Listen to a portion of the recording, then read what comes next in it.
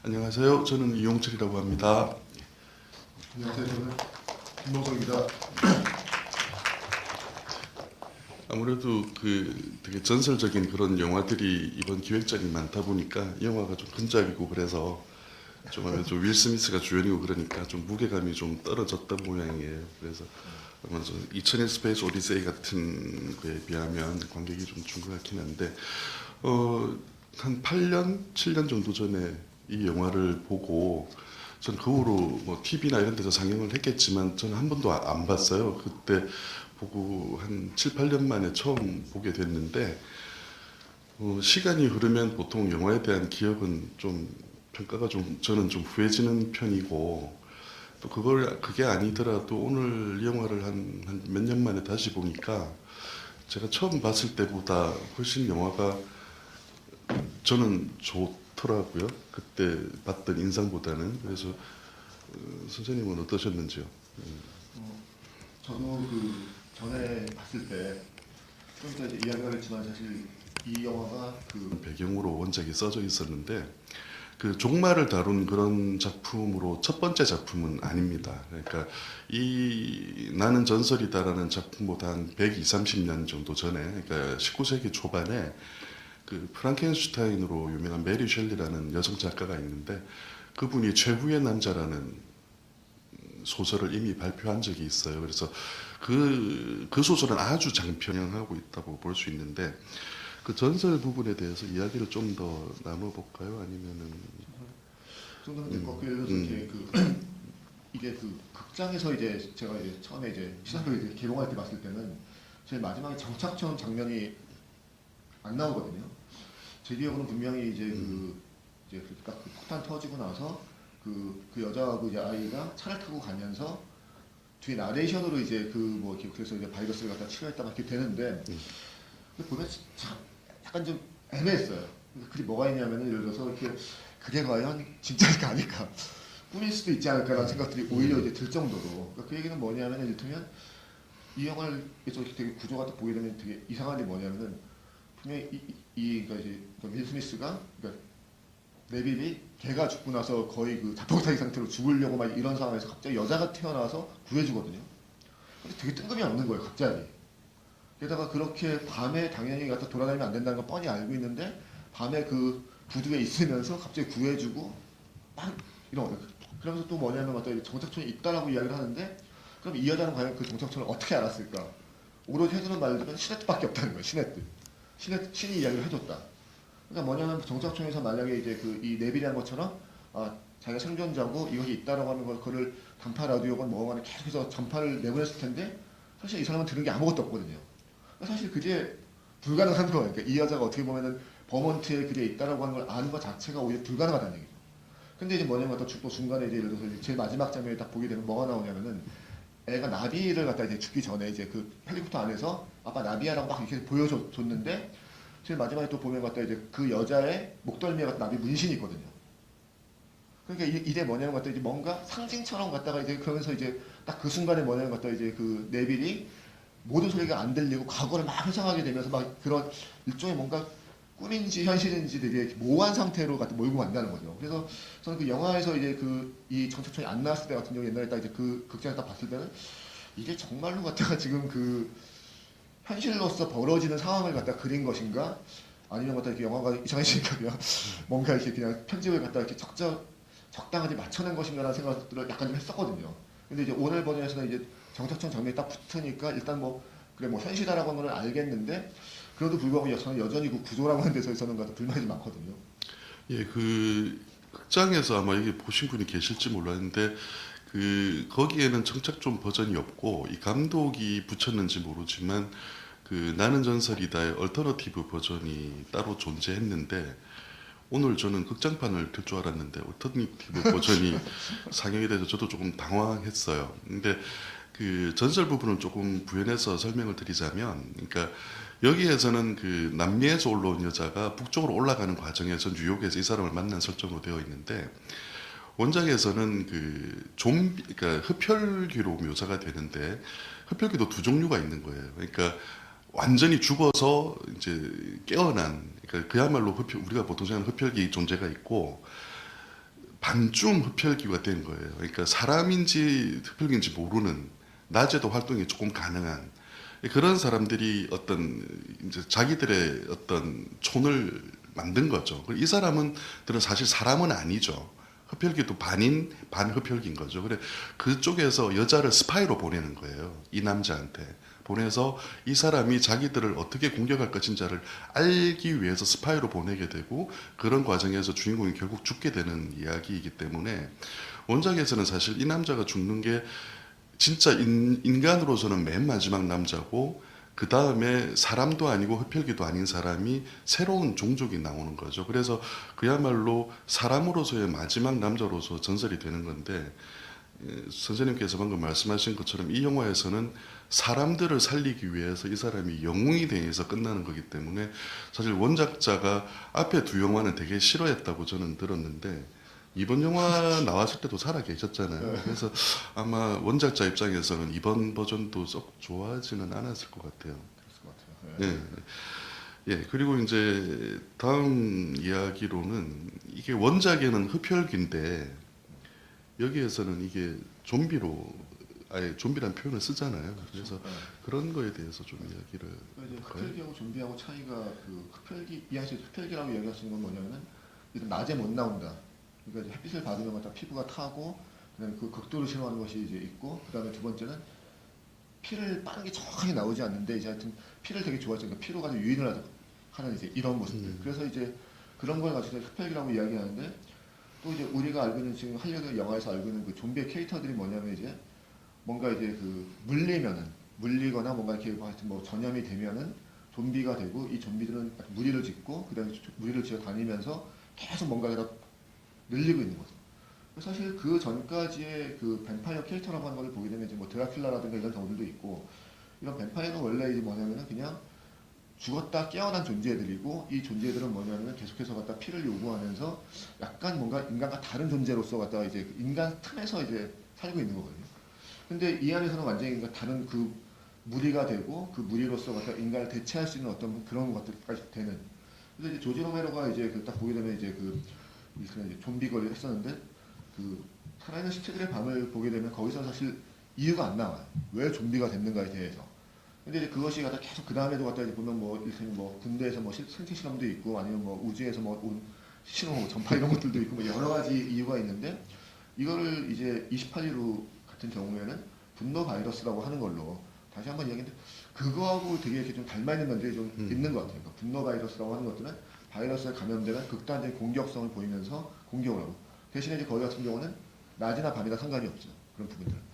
근데 이제 그런 부분들이 보게 되면 이제 이것이 오히려 지금 우리가 딱 이 영화를 보고 있으면 오히려 좀비에 좀 가까운 것 같아요. 그렇기 때문에 아마 이제 번역을 했을 때도 그냥 좀비라고 아마 이야기를 그냥 붙인 것 같은데, 그 좀비라고 하는 것들 자체가 지금 시대에서는 특히나 더 이제 인기가 있고, 예.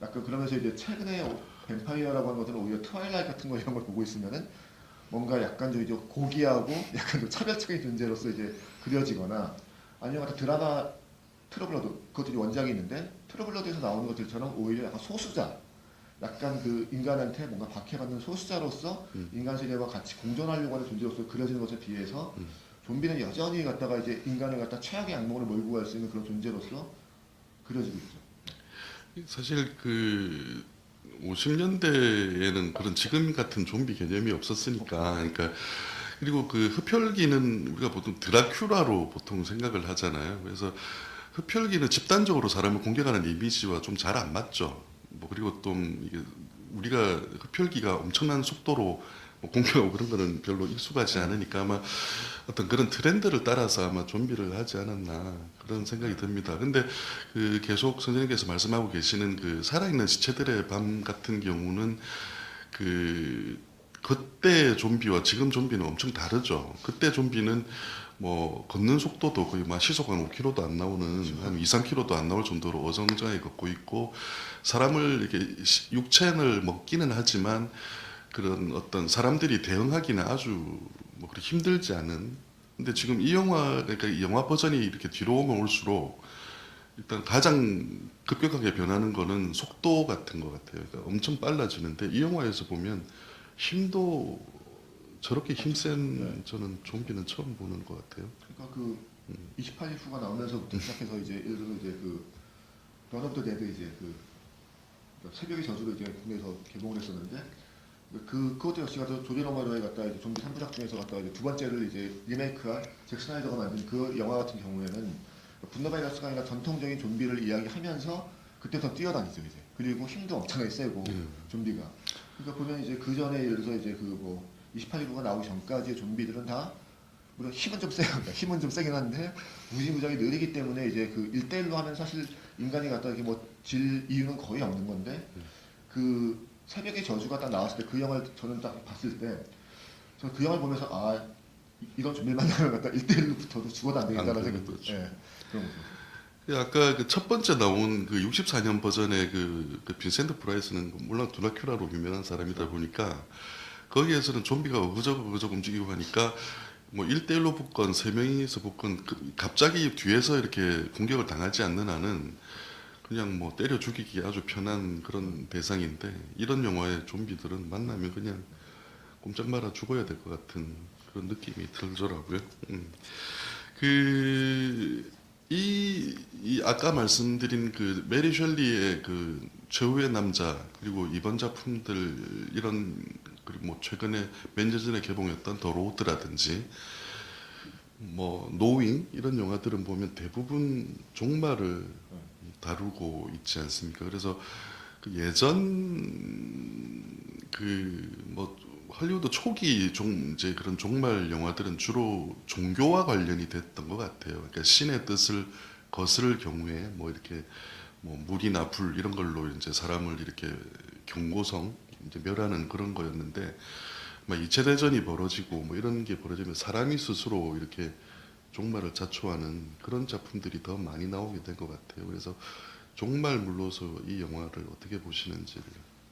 그러니까 지금은 거의 이제 그 아포칼립스라고 이제 이야기를 하고 있죠 이제 종말에 대해서. 근데 이제 그것도 보면 이제 그냥 종말이 오는 과정을 그린 영화들이 있고 그 종말 이후에 벌어지는 그런 뭐 포스트 아포칼립스라고 이제 이야기를 하게 되는데 뭐 이런 영화들도 있는데 사실 이 영화 같은 경우 이제 보면 포스트 아포칼립스를 오히려 이제 보여주는 건데 그러니까 이게 원작 소설이 처음 나왔던 54년도가 이제 보게 되면은 이 50년대가 그 이를테면 2차 대전이 끝나고 나서 사실 미국 단일로 갖다 이제 미국만이 갖다 경제 부흥을 갖다 엄청나게 갖다 이제 그 구가했었고 그렇게 되면서 이제 미국으로서는 그 당시에 경제적으로 보면 엄청난 호황이거든요. 그러니까 그야말로 평화로운 시대였어요. 그러니까 50년대는. 근데 이제 그 50년대라고 하는 평화로운 시대에 또 뭐가 나오냐면 동시에 미소 냉전이 이제 시작이 되면서 핵전쟁에 대한 공포가 생기는 거죠.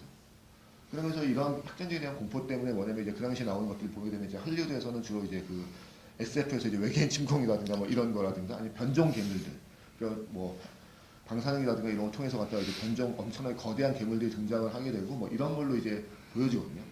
근데 보면 이제 그 당시에 갖다 이제 뭐 50년대 뭐 바디 스냅처라든가 이런 걸 또 보게 되면은 그런 거 이제 외계인이 침공을 하게 되면서 이것이 이를테면 이제 바디 스냅처 그런 거잖아요. 그러니까 이렇게 외관으로 보기에는 똑같은 우리와 같은 인간인데 안에서부터 갖다 이제 외계인으로 바뀌어 있는 거죠.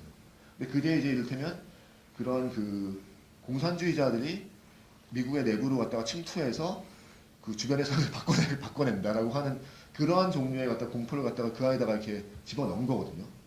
그러니까 그때서부터 사실은 이제 그 어떤 그 인류가 종말할 수 있다라고 하는 것들 자체가 핵전쟁이라는 것이 당장 벌어질 수도 있다라고 하는 것들로서 이제 보여지고 있는 건데 그런 점에서 50년대라고 하는 시대는 되게 그 어떻게 보면 이제 이 처음 원작 소설이 나왔던 그 모습하고 어떻게 보면 똑같은 거예요. 낮에는 너무나 평화롭죠. 왜냐면 갖다 이제 그런 흡혈귀들은 낮에 없고 여기서 나온 것처럼 이 사람은 갖다 물론 혼자지만 도시를 마음대로 갖다 활보하고 질주하고 막 이렇게 다니고 뭐 여기저기서 뭐 필요한 거 다 갖다가 쓰고 모든 것을 다 그냥 자유롭게 하는데 밤만 되면은 이 사람은 뭐냐면 모든 걸 닫고 그걸 잠그고 심지어 침대에서도 안 자고 욕조에서도 안 자는 거예요. 너무나 두렵기 때문에. 그것이 어떻게 보면 이제 그런 모습들이 50년대 그 소위 말하는 이제 중산층들이 갖고 있었던 무의식의 공포라고 이제 이야기를 할 수가 있을 것 같아요. 그런 지점에서. 그래서 이제 이 소설들도 원래 그래서 이제 그런 백인 중산층 남자의 그런 절대적인 무의식의 어떤 공포들을 갖다 그렸다는 점에서 이제 그 당시에 되게 이제 화제가 됐었고 그 다음에도 이제 역사 남는 소설이 되었는데 지금에는 약간 좀 이제 달라진 것 같아요. 그 뭐냐면 이제 핵전쟁 뭐 이런 것들도 있겠지만은 특히 이제 그 보게 되면 이제 20세기 전까지의 그 종말론이라고 하는 것들은 보면 항상 세기만이 되면 항상 종말론 항상 있었거든요. 종말론들. 근데 그 전까지 이제 서구라든가 이런 데는 항상 이제 그 소위 말해서 이제 성경에서 뭐 요한계시록, 뭐 요한묵시록에서 나오는 것들처럼 이제 그러한 종말론이었었는데 이것이 이제 1980년, 70년대가 되면서부터는 이제 뭐 그런 식의 갖다 좀 이제 구체적인 종말론들이 나오기 시작하죠. 뭔가 뭐 그랜드 크로스가 생기고 아니면 갖다가 뭔가 이게 뭐 인류가 핵전쟁도 있고 또 이제 뭐 환경 오염도 있고 뭐 여러 가지에 의해서 되고 있는 건데 80년대 이제 넘어가면은 근래 보니까 또 이제 한국에서도 이제 책이 나왔던데 핫존이라는 책이 있어요. 핫존. 핫존이라고 하는 책이 뭐냐면은 그 에볼라 바이러스에 대해서 다큐를 갖다 이렇게 책을 쓴 거예요. 당시 논픽션을 쓴 거죠 이제. 그 책이 나온 게 아마 83년인가 4년인가 나왔었는데 그게 미국에서도 엄청나게 당시에 화제가 됐어요. 그러면서 이제 당시에 갖다 이제 그 영화로도 이제 아웃브레이크 같은 영화들이 만들어지고 이제 그런 식으로 만들어진 건데 그 당시서부터 이제 이 바이러스라고 하는 것들 자체가 인류를 한순간에 갖다 죽일 수 있다. 그러니까 그 전에 갖다 무슨 뭐 이제 그 일테면 무슨 뭐 그 스페인 독감이라든가 이런 것들이 갖다 유럽에서 퍼져서 이제 엄청나게 많이 죽은 것들처럼 인간을 이 어느 순간에 갑자기 종말을 맞이할 수 있다라고 하는 것들이 현실적인 공포였어. 그래서 핵전쟁이 있었고, 그다음에 이제 바이러스가 있었고, 그다음에 뭐 이런 식으로 구체적으로 보이는 거죠. 그러다가 보니까 이제 이런 모습들이 보이는데, 뭐 일테면 이제 그 올여름에 또 이제 개봉할 영화들이 같은 매드맥스가 있는데, 이 매드맥스라는 영화들도 보게 되면 1편은 사실 시대 배경이 애매하거든요. 1편은 시대 배경이 그냥 그 뭐 일테면 뭐 말 그대로 20세기 말에 그냥 호주의 한적한 시골이라고 해도 괜찮은데 그렇죠. 투가 되면 그냥 완전히 아포칼립스가 돼요. 이후가. 음. 인류가 완전히 다 이렇게 종말을 하고 나서 석유를 갖고 막 싸우는 이런 식으로. 그러니까 그때서부터 뭐가 있냐는 것 같아요. 인간이 우리가 언제 소위 말해서 종말을 맞이해도 이상하지 않다라고 하는 것들 자체를 공유하게 됐던 것으로도 볼 수 있는 거죠. 그러니까 이 영화 같은 버전을 보면, 그러니까 지금 사실 전쟁이나 이런 거를 아주 피부로 실감하고 살지는 않잖아요, 저희가. 근데 이제 말씀하신 바이러스 생화학전이라든지 뭐 전쟁, 그 외부에서 벌어지는 전쟁 그런 것들을 보면서 사실 원인을 안으로 돌리지는 않는 것 같아요. 이 영화만 보더라도 분명히 잘못은 내부에서 했죠. 그렇지만 사람이 어떻게든 살아야 된다.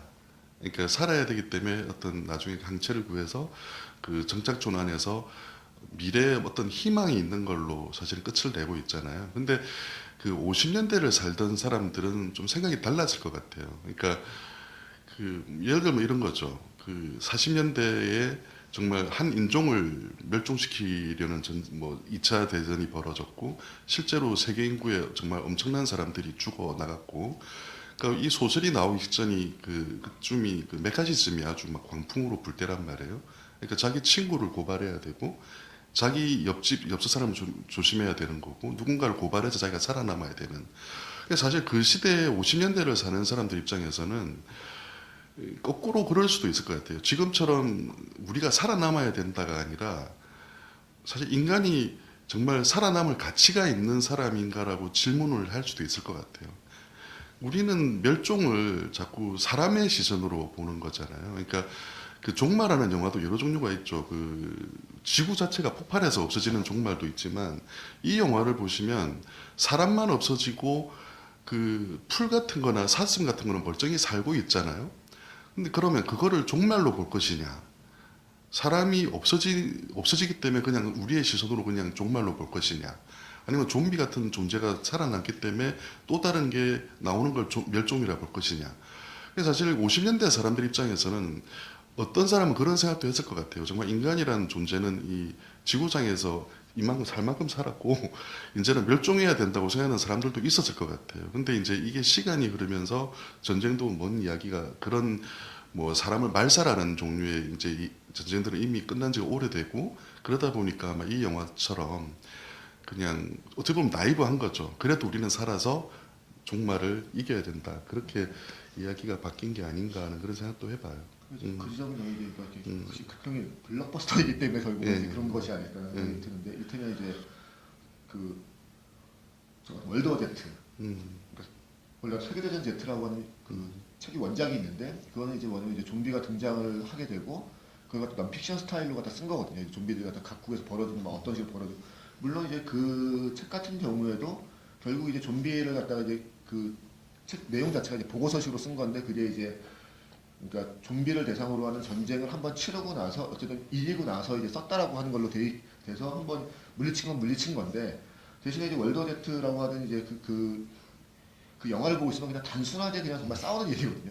근데 원작에서 보이는 건 뭐가 있냐면은 이 좀비라는 것이 등장했을 때 각국에서 그걸 어떠한 식으로 손에서 이제 대응하는가. 거기서 관료주의와 뭐 인간 자체가 뭐 죽어도 마땅한 뭐 거의 막 이런 식으로 보이거든요. 근데 이제 그거를 이제 그 월드 워 Z라고 하는 이제 그 블록버스터로 만들었을 때는 어쩔 수 없이 그거를 쫙 그냥 단순한 드라마 트루기로 가야 된다는 거죠. 좀비가 등장을 하고 싸워서 이기고 그래서 모든 걸 다 죽여버리고 딱 그런 식으로 가는 것들. 하지만 이제 이런 것들이 갖다 이제 원작 소설에서는 불가능한 것들이고 원래 갖고 있는 것들과는 다름없이 가는 건데 저는 이 영화도 처음 봤을 때 사실 그런 생각이었어요. 그러니까 아 블록버스터니까 그냥 이렇게 희망으로 그냥 끝을 내는구나라는 생각도. 그래서 그렇게 완전히 아포칼립스로 써진 소설 그걸 영화로 만든 걸로는 사실 그 피고 모텐슨이 나온 더 로드 같은 경우가 조금 가장 좀 희망도 어느 정도 마지막에 없지는 않지만 정말 냉정하게 간 것 같아요. 근데 사실 이런 뭐 수억이 들어가는 그런 블록버스터 입장에서는 사람 다 죽이고 끝내면 안 되죠. 그랬다가는 사람들이 화내니까요. 일반적으로. 그래서 아마 이런 결론이 나왔지 않았나 생각은 듭니다.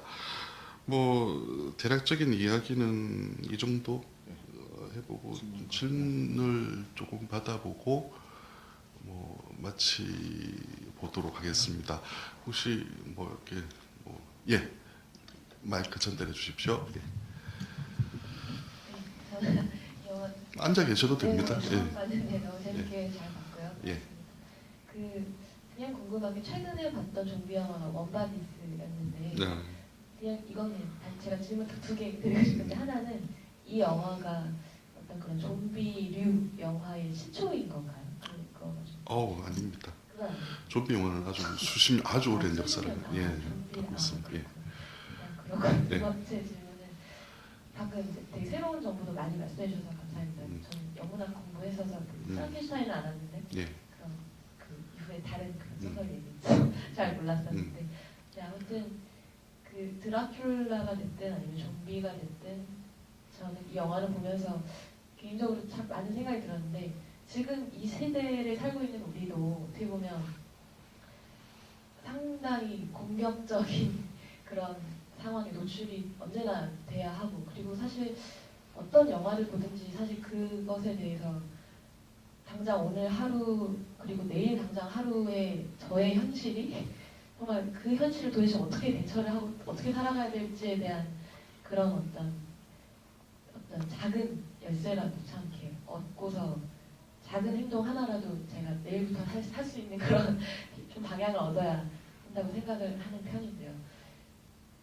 그런 어떤 좀 잔인하고 좀 흉폭한 순간순간에 놓일 때마다 근데 저는 그 로버트 네빌이 포기하지 않는 그가 전설이 된 이유는 다른 게 아니라 어쨌든 자기를 희생해서라도 어쨌든 누군가를 살리려 하는 그런 것이 열쇠가 됐다고 생각을 하고 그래서 우리가 이 시대를 살아갈 때 마지막으로 정말 붙들어야 될 인간성이라고 해야 되는지 진짜 그 어떤 정말 마지막까지 지켜야 될 어떤 인간성 저는 그게 좋았어요. 어떤 얘기였는지 기억은 안 나는데 어떤 가수가 밥 말리라는 가수. 밥 말리. 예. 그래서 정말 그 사랑과 음악이 인류를 이렇게 치유해서 더 살기 좋은 곳으로 만들 것이다라는 메시지가 저는 그게 되게 지나가는 얘기였지만 그것도 되게 와닿고 예. 그래서 정말 마지막까지 놓지 말아야 할 그런 인간성이라고 해야 될까 진짜 우리가 끝까지 지켜야 될 어떤 모습은 어떤 걸까? 선생님 말씀 먼저 들어볼까요? 질문이 뭐죠? 그러니까 그런 인간성 그런 거에 대한 이야기에 대해서 어떻게 생각하시나요? 아니 뭐 그런 것들도 갖다 이제 뭐 그러니까 이제 읽을 수 있다고 생각해요. 그러니까 이제 그것을. 근데 이제 일테면 이제 네빌이라고 하는 존재가 이제 그 뭐를 가지고선 도대체 가고 있는가라고 했을 때 사실 이제 그 이 안에서 보게 되면 이제 이 사람은 그 과학자이고 그걸 계속해서 갖다 이제 분석해서 하고 있는데 그렇게 보기 사실 저는 이 인물이 뭐 캐릭터가 되게 저는 일관성이 별로 없다고 생각하는데 이를테면 이제 뭐냐면 이제 그 너무나 물론 이제 그 이 사람이 이제 그 보니까 1000일째 이제 계속해서 이제 하고 있고, 이제 3년 정도죠. 한 3년 넘게, 3년 정도를 갖다가 계속해서 이제 혼자 살아왔는데, 물론 개가 있죠.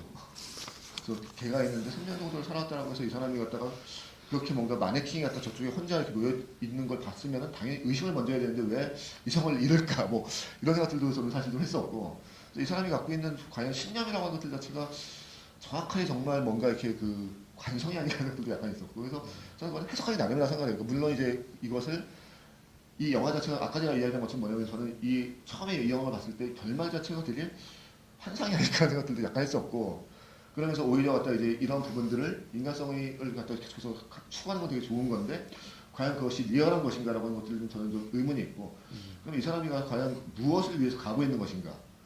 그랬을 때 이제 그 보게 되면 이제 어떻게 보면 그 광기와 이런 건 사실 그 종이 한 장 차이거든요, 사실 이제. 그래서 저는 약간 좀 거기에 대해서는 갖다 이제 물론 이 사람이 가지고 있는 어떤 지속적인 어떤 믿음이라고 하는 것들을 반만을 갖다가 비유해서 계속 이야기하는 부분들에 대해서는 동의할 수 있고 가는 건데, 사실 저는 영화적 구조로서는 되게 애매하다고 봐요, 좀 약간.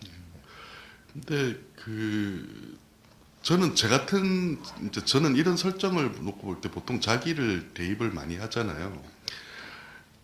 저는 솔직히 조금 게으른 편이고 저는 과학적인 지식이 전혀 없는 편이거든요.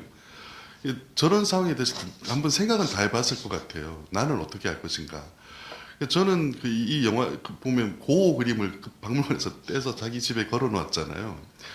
저도 사실 그런 정도 선에서 그냥 살 것 같아요. 그러니까 언제 내가 뭐 공격을 받아 죽을지는 모르지만, 그러니까 정말 구하기 힘든 음반을 어느 집 가서 가져와서 우리 집에 가장 좋은 시스템을 가서 설치해 놓고 그 음반을 듣거나 명화를 우리 집에 걸어놓거나 그런 식으로 해서 그 사는 되게 좀 게으른 그런 삶을 저는 살 것 같은데, 저는 원작이나 이 작품을 보면서 가장 신기한 거는 이 사람들이 계속 연구를 해서 항체를 원작에서도 그렇거든요.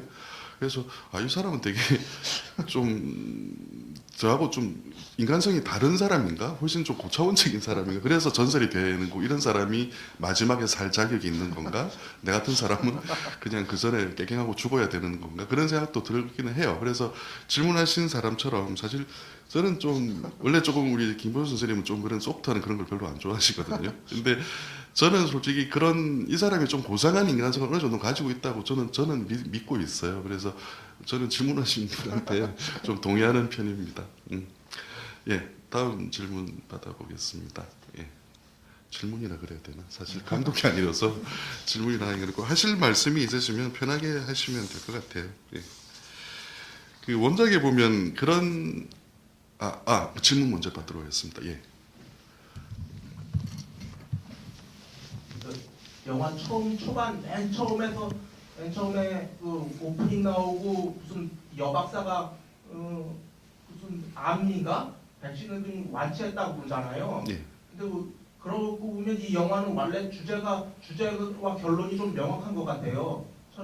시초라고 하나 좀 그렇게 좀 영화 바이러스 퍼지는 것 같은 게 좀 애매모호한 주제가 아니라 처음부터 그냥 명확한 주제가 있었던 것 같고, 그걸 갖다가 좀 감독이 힘이 붙였는지 그 이유에 대해서는 그냥 잘라먹은 것 같아요. 제가 보기에는. 예. 그 점에 대해서는 좀 어떻게 생각하는지. 근데 그 보면 처음에 이제 항암제를 개발을 했고 항암제를 처음에는 나았다가 그 사람들이 다시 역반응이 일어나서 하는 건데, 저도 병원균과 바이러스가 저도 사실 그런 전공이 아니어서 잘 모르겠는데 명확하게 표현하면 바이러스가 아니라 병원균이거든요. 이 작품에서 보면. 근데 이 작품도 그렇고 원작도 그렇고 그거에 대해서 명확하게 그게 그거라고 말을 하는 것 같지는 않아요. 그러니까 이 작품이 그러니까 보신 것처럼 그게 명확한 이유인데 뒤에 가서 스르르 그거에 대해서 말을 못했다고 볼 수도 있겠지만, 한편으로는 그 원인을 하나로 딱 놓고 그거에 대해서 예를 들어서 그 원인이 하나였다. 그럼 오히려 심플할 수 있거든요. 왜냐하면 그 15,000명이라 그랬잖아요. 그 사람들을 가둬놓고 그 사람들을 격리하면 되는 거예요, 사실은. 근데 그렇게 안 됐잖아요. 그 말은 저는 그 앞에서 그런 말을 보여주고 있지만 사실은 그거 외에도 또 다른 게 있을 수 있다는 거죠. 그래서 뭐 보신 것처럼 그 원인에 대해서 뒤에서 흐지부지 끝냈다고 볼 수도 있지만 저는 이 영화에서 어떤 이 영화나 원작 같은 것들에 있어서 원인은 하나였고 그 원인 하나 때문에 전 세계 인류의 90%가 멸망했다. 저는 그렇게는 안 보고 저는 개인적으로 그렇게 봤어요. 선생님은 네. 예, 예, 예. 다음 이야기 들어볼까요? 예, 앞쪽으로 좀 전달해 주십시오. 예.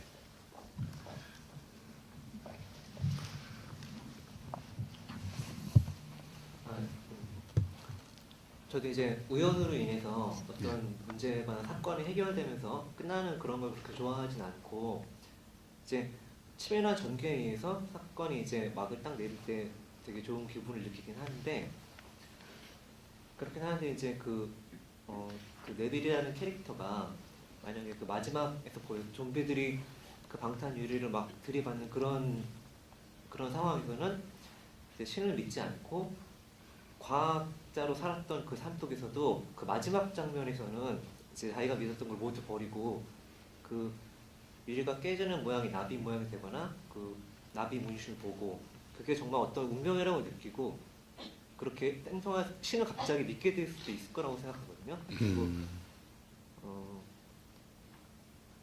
이제 어떻게 보면 그게 아이러니일 수도 있잖아요. 이야기에서 그런 신을 믿지 않는 사람에게 신을 믿는 어떻게 보면 약간 광신호 같은 여자가 아무런 그런 근거도 없이 믿는다 그러고 찾아와서 근데 그 여자가 그 박사에게 백신을 받아가지고 인류를 구했다. 어떻게 보면 이거 약간 아이러니일 수도 있다고 생각하거든요. 근데 그래서 어떻게 보면 이제 그런 되게 운명적으로 해결이 되는 것들이 근데 그 상황에서는 저는 이해가 좀 됐어요. 그러니까 그럴 수도 있지 않을까. 그리고 그렇기 때문에 그 아이러니가 이야기를 좀 더 재밌게 만들어주지 않나 그런 생각을 했었거든요. 근데 이제 SF라는 장르 안에서 어떤 작품이 더 좋고 어떤 작품은 좀 덜 좋다 이런 기준이 되는 것들이 항상 모든 것들이 치밀하게 맞춰진 이야기만이 항상 재밌는 건 아니잖아요. 근데 그냥 약간 제가 편견일 수도 있고 선입견일 수도 있는데 SF를 좋아하는데 약간 치밀하게 끝나지 않는 그런 작품에 대한 평들이 항상 좀 떨어지는 것 같은 느낌이 들더라고요. 그런 작품 중에서 재미없는 것도 있고 재미있는 것도 있지만 그렇다면 그 SF나 장르 자체는 그런 구조를 선호하지 않는 그러니까 그렇게 우연으로 끝나는 그런 구조는 그 좋은 구조가 아니다라고 하는 그런 장르라고 얘기할 수 있는 건가요? 어떻게 저 먼저? 먼저.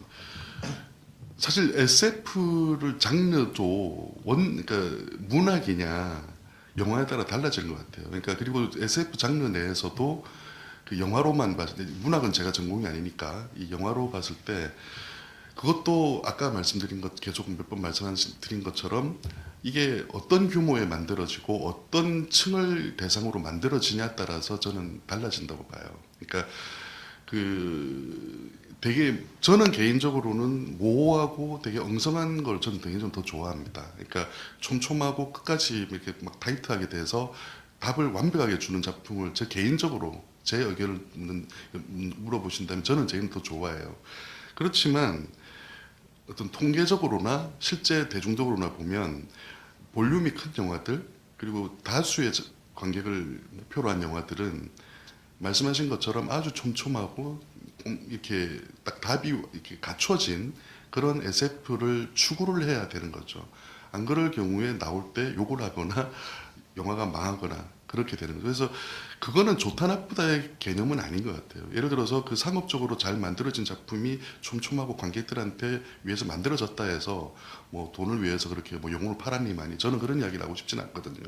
그러니까 그 영화가 어떤 대상으로 어떤 규모로 만들어졌냐에 따라서 저는 달라질 수 있는 문제라고 보는 거지. 그게 뭐 촘촘해서 나쁘다, 촘촘해서 좋다. 저는 그렇게는 생각 안 하고 있습니다. 예, 선생님. 저는 저 같은 경우도 워낙에 이제 뭐 B급 영화들을 좋아하고 그다음에 이제 저는 그런 것들 자체에 대해서 뭐 사실 우연이라고 하는 걸 대단히 좀 중시하는 편이기 때문에 반드시 과학적이지 않아도 뭐 된다고 생각을 하고 있는데 한 가지는 이제 이런 게 있어요. 그러니까 뭐가 있냐면은 가장 뭔가를 해결하는 방법을 갖다가 종교적으로 찾는 거에 대해서 저는 사실 약간의 갖다가 이제 좀 불신이 있거든요. 일단 저는 노인도 약간 이제 그런 식인데 노잉이라고 하는 영화 알렉스 프라이스가 만든 게 그것도 약간 이제 그런 식으로 끝에 갑자기 확 종교적으로 빠져버리는데 또 이제 반대라고 하긴 뭐하지만 예를 들어서 브라이트 펠머가 만든 미션 투 마스죠. 미션 투 마스. 미션 투 마스는 정말 갖다가 이제 그 철저하게 논리적이고 헌지적으로 막 가요. 딱 가서 거기서 가는 곳이 뭐냐면은 되게 그 유명했었던 그 화성에 있는 인면암이라고 얼굴 모양을 한 바위가 있거든요. 그걸 갖다 70년대에 갖다 사진을 먼저 찍고 그러다가 이렇게 계속해서 뭔가 이제 뭐 화성이 만든 거다 어쩐다 막 이게 말들이 있어서 90년대에 갖다 다시 찍었는데 그때 이제 막 일그러진. 그래서 이제 그거를 그때 잠깐 이제 그 어떤 그림자와 뭐 이런 것들로서 착시 현상이었다라고 이제 이야기를 했는데 그 미션 투 마스 제일 마지막에 보면은 사람들이 그러니까 이제 그 화성에 딱 이제 착륙을 해서 그 인면암으로 가요. 그 인면암. 그래서 인면암으로 들어가면은 그 인면암 그거에 갑자기 스크린이 딱 작동하면서 쫙 보여져요. 뭐가 보여지냐면은 화성이 어떤 식으로 갖다 멸망을 했고 그래서 갖다 거기서 그 살아남은 뭔가 이렇게 일부에 갖다 이런 걸 지구로 보내서 지구에서 문명이 그러니까 생명이 시작되고 막 이런 게 됐다라는 식으로. 그러니까 이게 뭐냐면 이제 소위 말해서 이제 서양에서 있는 고대 외계인설이에요. 그러니까 이제 아주 초고대 외계인, 뭐 화성인일 수도 있고 아니면 뭐 시리우스일 수도 있고 뭐 이런 데서 와서 인간을 만들었다, 뭐 아니면 갖다 이제 뭐 유전자 공학을 했다라고 하는 이런 얘기거든요. 갑자기 그 미션 투 마스도 갑자기 이상한 데로 확 빠져버려요. 갑자기 그 안에서. 그러면 이제 이를테면 그런 거죠. 그거를 그럼 도대체 어떻게 봐야 되는가? 물론 저는 뭐 그것도 확률 없다라고 생각하기 때문에 그냥 결말을 갈 수 있는 건데 앞부분하고 너무 다른 거죠. 앞부분까지는 갖다가 그 화성으로 가는 거를 갖다가 정말 과학적으로 그 안에서 생길 수 있는 온갖 말 그대로 과학적인 문제들 이런 것들에 대해서 막 이야기를 하고 그 안에서 막 모험들과 막 이렇게 보여지는데 제일 마지막에 와서 갑자기 소위 말하는 이제 그쪽에서는 이제 초신비주의로 빠지는 거죠. 그러면 이제 어떤 사람들은 되게 이걸 보고선 뜨악하는 거죠. 갑자기. 이건 도저히 뭔가 용납할 수 없는 거다라는 식으로 이제 되는 거죠.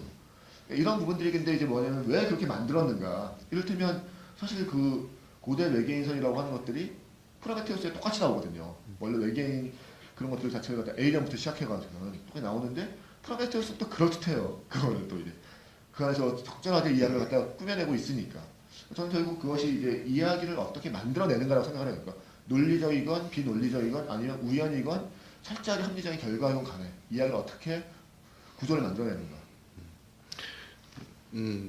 미션 투 마스는 그래서 망했어요. 그때 평도 아주 안 좋았고 영화도 망했습니다. 근데 이 작품의 원작에 보면 그런 게 있어요. 그러니까 그 여자가 갑자기 나타나서 남자 주인공하고 내비라고 이야기하는데 이런 게 있죠. 보통 이런 상황이 벌어지면 다들 뭐 신을 저주하고 막 그러잖아요. 왜 우리를 이렇게 버리냐 막 그런 사람들이 많죠. 이 앞에도 처음에 보면 아직도 신은 우리를 사랑한다 그런 종교 집단에 그런 게 나오고 실제 저런 상황이 벌어질 때 저는 종교 집단이 아주 흥할 거라고 저는 생각을 하거든요. 근데 이 여자가 질문을 하죠. 왜 우리가 이런 벌을 받느냐? 근데 저는 그 원작에 정말 가장 좋아하는 구절은 거기 있는 것 같아요. 이유도 없고 대답도 없다는 거예요.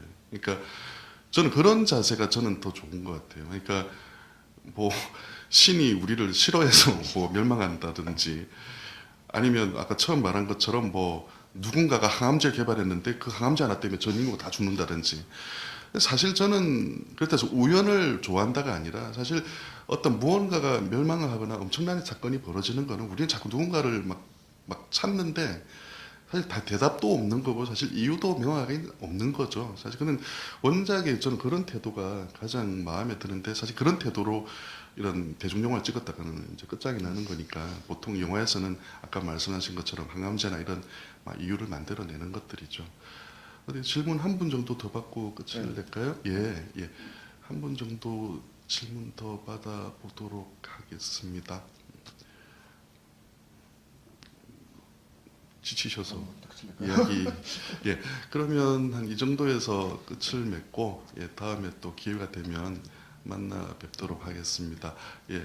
영화 보시고 남아서 이렇게 외롭지 않게 해주셔서 고맙습니다. 예. 고맙습니다. 네.